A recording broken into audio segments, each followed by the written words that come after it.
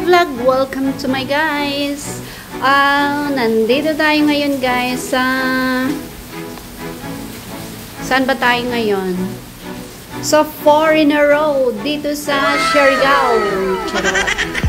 So ayun nga guys, nandito tayo ngayon sa East Coast Beach. At ito ang makikita sa East Coast Beach. At ito ang A few moments later. Foreigner Street here. Walang masyadong tao kasi bingwitan lang ng mga isda dito guys. So ayun, nagawid tayo dito kasi nakabike tayo for now and forever. Charot.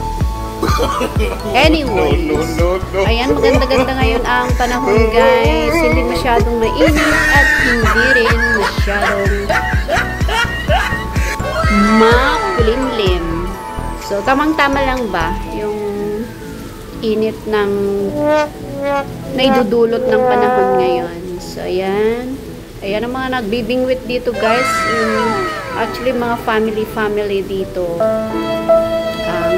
Nagbibingwit ng isda. At maraming isda dito guys. Kumbaga, mga ano ba, pastime lang ba nila? Hindi naman nila uulamin yan guys. Ano lang siya. Basta pastime lang siya. So, ayun si kuya oh, nag-ano din oh. Nag-vlog din si kuya. Mag-vlog na lang tayong lahat dito. Charot. Ayan.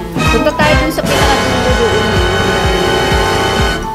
So, nakabike tayo kaya ang likot ng aking kamay kasi wala akong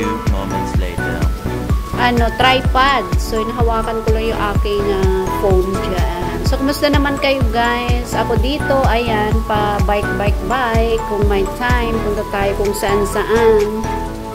Kung saan tayo nakakarating. Please,